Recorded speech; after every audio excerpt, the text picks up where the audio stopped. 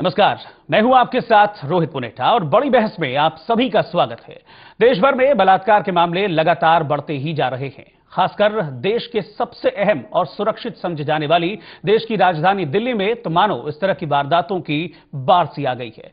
दिल्ली में चलती बस में एक पैरामेडिकल की छात्रा के साथ हुई रेप की वारदात ने एक बार फिर से महिलाओं की सुरक्षा पर कई सवाल खड़े कर दिए हैं।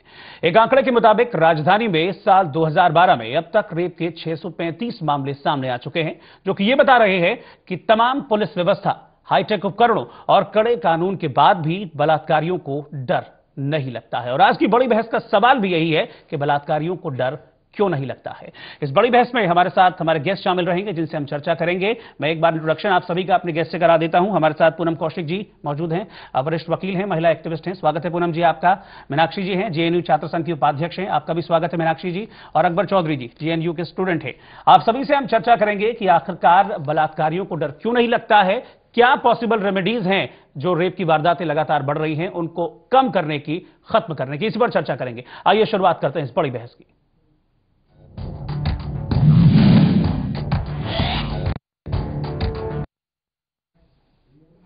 तो दिल्ली में लगातार रेप की वारदातें बढ़ रही हैं और जो शर्मसार करने वाली वारदात है उसमें सभी आरोपियों को गिरफ्तार कर लिया गया है। लेकिन एक बड़ा सवाल यह है कि आखिरकार इस तरह की वारदातें दिल्ली में क्यों हो रही हैं। एक आंकड़े के मुताबिक आपको बता दें कि दिल्ली में महीने भर में 56 रेप की वारदातें सामने आती है, यानी कि हर 18 घंटे में एक रेप होता है।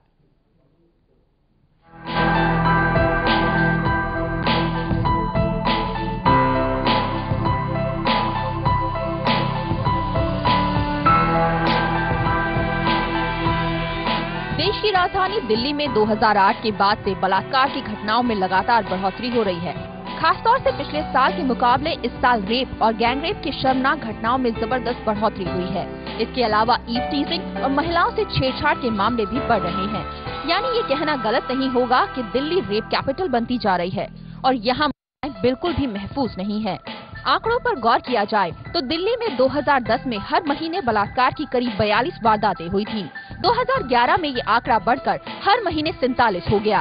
रेप के इस ग्राफ में इस साल जबरदस्त तेजी दर्ज होते हुए ये 50 को पार कर गया और इस साल 30 नवंबर तक रेप की तकरीबन 56 वारदातें हर महीने सामने आई। 2010 में 1 जनवरी से 31 दिसंबर तक रेप की 507, 2011 में 568 और इस साल 30 नवंबर तक 615 वारदातों में एफआईआर दर्ज हुई। यहाँ चिंता की बात ये भी है कि बलात्कार के कई मामलों में पुलिस ने पीड़िता को सपोर्ट नहीं किया। एक ऐसा ही मामला पिछले दिनों नॉर्थ दिल्ली में सामने आया था, जहाँ रवांडा की एक महिला के साथ रेप हुआ था। इस विदेशी महिला का गैंगरेप किया गया था। रात में जब ये तिमारपुर थाने पहुँची तो वहाँ तैनात इंस्पेक्टर ने उसकी बात को अनदेखा कर दिया। हाल ही में जामिया मिलिया इस्लामिया में पढ़ने वाले 4 लड़कों ने एक लड़की से डिफेंस कॉलोनी में 2 महीने तक एक कमरे में बंधक बनाकर गैंगरेप किया था। आंकड़ों के अनुसार पिछले साल ईव टीजिंग के 165 मामले यानी हर महीने 14 मामले सामने आए, जबकि इस साल 15 नवंबर तक महिलाओं से ईव टीजिंग का ये आंकड़ा 191 यानी हर महीने तकरीबन 18 तक पहुँच गया। इसके अलावा महिलाओं से छेड़छाड़ के मामले पिछले साल 1 जनवरी से 31 दिसंबर तक 657 हुए, तो इस साल 30 नवंबर तक ये 591 हो गए। इन आंकड़ों से साफ हो जाता है कि पुलिस और सरकार के लड़कियों की सुरक्षा सुनिश्चित करने के दावे महज खोखले दावे ही हैं और लड़कियों की सुरक्षा यहाँ भगवान भरोसे है। Bureau report, total TV. तो बड़ा सवाल, बड़ी बहस में बड़े सवाल के साथ ही शुरुआत करेंगे। हमारे साथ पूनम कौशिक जी जुड़ी हुई हैं। सबसे पहला सवाल मेरा पूनम जी आपसे ही है। आपको ये भी बता दें कि प्रगतिशील महिला संगठन की महासचिव भी हैं। पूनम जी आपसे शुरुआत करते हैं। पूनम जी, सवाल बड़ी बहस का सबसे बड़ा यही है कि क्या जो इस तरह की वारदातें करते हैं, घिनौनी वारदातें, बलात्कारी, उनको डर नहीं लगता है? इस तरह की वारदातें जो हो रही हैं, रेगुलरली हो रही हैं, इनको देखकर तो ऐसा ही लगता है, क्यों नहीं लगता? जी, मैं आपकी बात से बिल्कुल सहमत हूँ कि दिल्ली में बलात्कार का अपराध करने वालों को बिल्कुल भी डर नहीं लगता है, क्योंकि दिल्ली में कानून के शासन का, न केवल दिल्ली में बल्कि हिंदुस्तान भर में कानून के शासन का डर ही नहीं है। कानून को लागू करने वाली संस्थाएं संवेदनहीन है। कानून को लागू करने वाली सबसे बड़ी संस्था पुलिस, अपनी पुलिस के वरिष्ठ अधिकारी अपनी जिम्मेदारी को सुनिश्चित करने में अक्षम है। प्रशासन, सरकारें, तमाम अफसरशाही के जो हायरार्की है वो नाकाम है दिल्ली की और देश की महिलाओं को सुरक्षित माहौल देने के लिए और कानून के शासन के डर की सुनिश्चितता करने के लिए, क्योंकि डर नहीं है इसीलिए अपराधी बेखौफ होकर के महिलाओं के प्रति अपराध करने में बिल्कुल पीछे नहीं हट रहे हैं। बिल्कुल। मीनाक्षी जी, आपके पास आऊंगा, क्योंकि महिलाओं से जुड़ा हुआ ये मामला है, बहुत गंभीर मामला है, फीमेल सेंटिमेंट्स ज्यादा जुड़े होते हैं, जाहिर सी बात है। आपको क्या लगता है ऐसा क्यों हो रहा है? मतलब दिल्ली देश की राजधानी है, हमारी सबसे सुरक्षित है। अगर दिल्ली में ये हो सकता है तो कहीं भी हो सकता है। और ये जो वारदात हुई है ये कोई बहुत ज्यादा देर की नहीं है, लेट लाइट नहीं है कि 11 बजे 12 बजे या 2 बजे हुई हो। 9 साढ़े 9 बजे की वारदात है, उठा लिया और उसके बाद रेप किया। क्यों? मैं आपकी एक बात से डिफर करना चाहूंगी। जब आप बोलते हैं दिल्ली सुरक्षित है, हमें ये पूछना चाहूंगी कि किस तरीके से सुरक्षित है। अगर आप 9 बजे रात को निकल रहे हैं तब भी आप सेफ नहीं है, दिन को निकल रहे हैं तब भी आप सेफ नहीं है, फिर आप सेफ कब हैं? यहाँ पे क्लियरली एक लॉ एंड ऑर्डर सिचुएशन का मैंने फेलियर दिखाई दे ही रहा है। साथ ही साथ दिल्ली पुलिस का एक लापरवाह एटीट्यूड वो भी दिख रहा है। मैंने इसलिए कहा कि सुरक्षा तो है लेकिन सुरक्षित नहीं है। सुरक्षा है भाई, पुलिस का डिप्लॉयमेंट किया गया है, पुलिस लगाई गई है, कहीं ना कहीं कुछ फेल्योर है। हाँ, फेलियर और नहीं, फेलियर तो है ही। हाँ। क्योंकि पुलिस, आप देखिए अभी हम दिन में प्रोटेस्ट किए थे वसंत विहार थाने के सामने। हमने पुलिस से जब बात हुई तो हमने पूछा कि आप लोगों ने क्या एक्शन लिया है और मैंने ऐसे इंसिडेंट्स को रोकने के लिए आप लोगों की तरफ से क्या इनिशिएटिव है।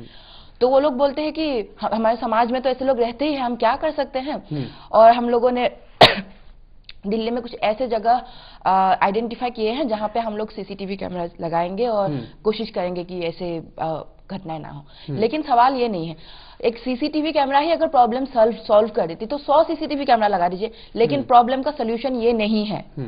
दिल्ली पुलिस को और काम करना पड़ेगा, ये एक स्ट्रक्चरल प्रॉब्लम है और उसका एक स्ट्रक्चरल सोल्यूशन आना चाहिए।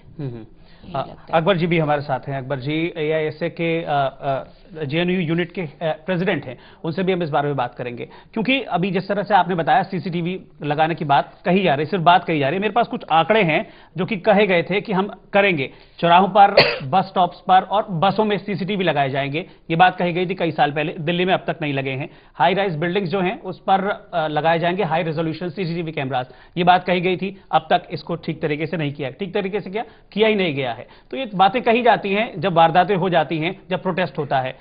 प्रोटेस्ट किया, आप लोगों ने भी प्रोटेस्ट किया इसके अगेंस्ट में। आप बताइए, क्या आपको लग रहा है, क्या प्रोटेस्ट करने से ये सब कुछ हो जाता है? क्योंकि हम देख रहे हैं प्रोटेस्ट लगातार होते हैं, जब वारदात होती है प्रोटेस्ट होता है, लोग सड़कों पर उतरते, जाहिर सी बात है जब होगा लोगों के साथ तो उतरेंगे, लेकिन उसके बाद फिर कुछ दिनों बाद वही ढाक के तीन बात।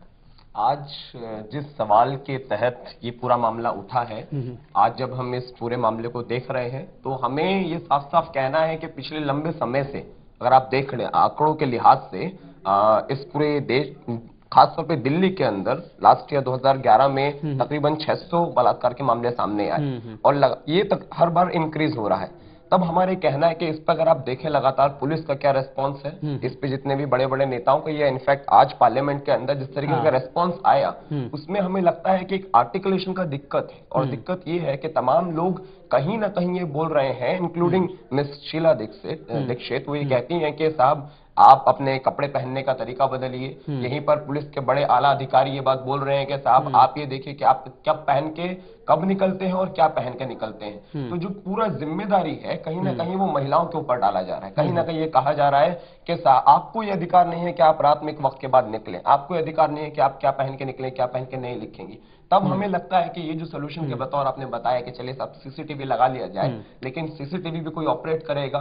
जो ये टेक्नोलॉजिकल क्विक फिक्स जो सोल्यूशन दिया जा रहा है, इससे बेहतर आज तकरीबन ये घटना घटी जेएनयू के नजदीक में। जेएनयू के नजदीक में जिस रोड पे ये घटा है, उस रोड पर आयरोनिकली 3 पुलिस स्टेशन हैं और जब ये वैन यहाँ से गुजरती है और 1 घंटा 2 चक्कर काटती है, वहां पे 3 PCR वैन वहां पे रहती हैं और पुलिस अपना पल्ला झाड़ लेती है बोल के कि हम उसमें कुछ दखल नहीं कर सकते। तब हमें कहना है कि लगातार इन बढ़ती घटनाओं पे जो रिएक्टिव अप्रोच है, कुछ हो जाने के बाद पुलिस भी एक्शन लेती है, इससे बाहर निकल के कहीं हमें एक प्रोएक्टिव अप्रोच में आना होगा। कहीं हमें इन तमाम संसद में बहस हुई है, देखते हैं कि संसद में आज क्या हुआ है। सवाल बहुत बड़ा यह है कि बलात्कारियों को सजा क्यों नहीं हो पाती है, क्यों बार बार बच निकलते हैं। संसद में आज इस बात को लेकर बहस भी हुई, आज फिर हो हल्ला मचा कि कड़े कानून बनने चाहिए और यह भी हुआ कि फांसी मिलनी चाहिए बलात्कारियों को। सुषमा स्वराज ने क्या कहा, पहले देखते हैं। बहुत बार मैंने इस तरह के कृत्यों के लिए कहा है कि ऐसे लोगों को फांसी की सजा होनी चाहिए। लोग कह देते हैं कैपिटल पनिशमेंट खत्म हो जानी चाहिए। आप मुझे बताइए, इस तरह की घटना की शिकार महिला ना जिंदा में रही और ना मरे में रही। वो एक जीवित लाश बनकर के अपना जीवन जिएगी अगर बच गई तो।